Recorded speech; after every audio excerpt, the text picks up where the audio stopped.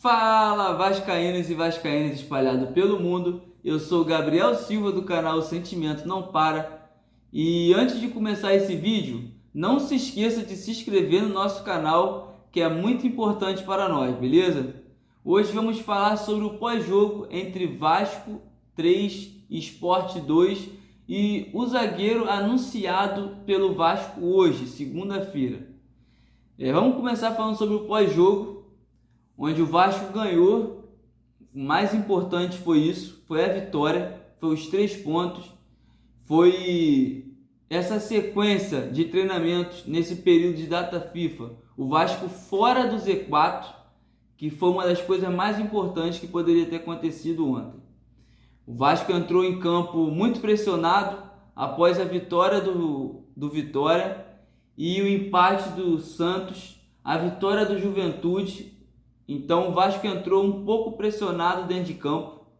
Então o Vasco começou bem o jogo, abriu o placar com Nuno Moreira, porém o senhor Rafael Claus tratou de prejudicar um pouco o Vasco. Encontrou um pênalti onde ninguém viu o pênalti. Tá todo mundo procurando aonde está esse pênalti até agora. Uma jogada com o Lucas Freitas, onde o jogador do Sport se joga dentro da área, claramente, e o árbitro nem no VAR ele foi, nem chamado no VAR ele foi. Então, um segundo jogo seguido, onde o Vasco é claramente prejudicado pela arbitragem. Então, eu gostaria muito do senhor Pedrinho, do senhor presidente, viesse a público falar sobre. Eu acho que seria muito importante para os jogadores ouvirem, para os torcedores ouvirem. Mas falando um pouco mais sobre o jogo, o Sport empatou e ainda no primeiro tempo o Vasco conseguiu fazer o 2-1 com o Felipe Coutinho.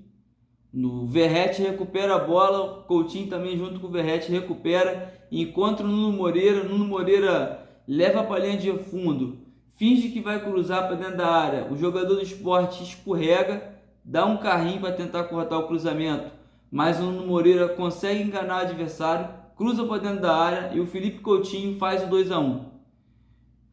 Depois desse momento, o jogo primeiro tempo se encerra, volta do intervalo, Verratti de pênalti faz o 3-1 e nós torcedores do Vasco sabemos que não ia ser fácil. Nenhum jogo do Vasco é fácil. Nem o que terminou 6-0 Vasco foi fácil, porque o Santos teve chance de empatar e de virar.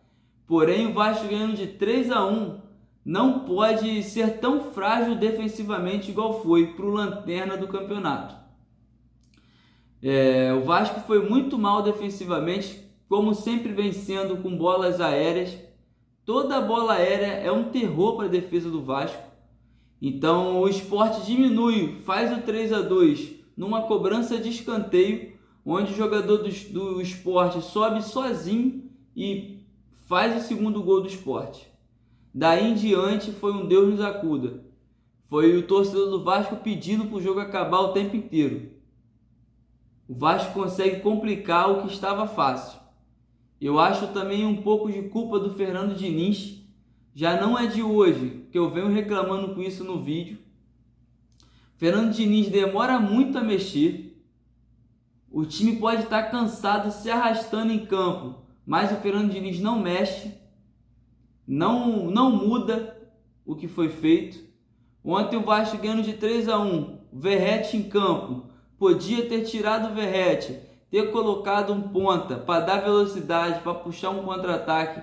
Ele não colocou. Então, acho que o Fernando Diniz também deu muito mole em relação a isso. O Fernando Diniz, quando tirou o Nuno e o Coutinho, acabou prejudicando o meio-campo do Vasco. O Vasco não conseguiu mais ter a bola, ter a posse de bola.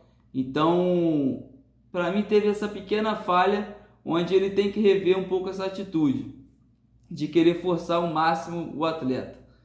Mas hoje, segunda-feira, o Vasco anunciou mais uma contratação, anunciou o zagueiro Carlos Cuesta, esse jogador vinha atuando pela seleção colombiana. Ele jogou no Galatasaray, vem por empréstimo, com opção de compra, um empréstimo de 1 ano e meio. Então, no próximo vídeo, vou estar explicando mais sobre a janela de transferência, que ela se encerra terça-feira, amanhã, e vou estar explicando sobre as contratações e um pouquinho de cada uma para vocês, beleza? O vídeo é esse, não se esqueça de se inscrever no nosso canal e de compartilhar. Saudações vascaínas!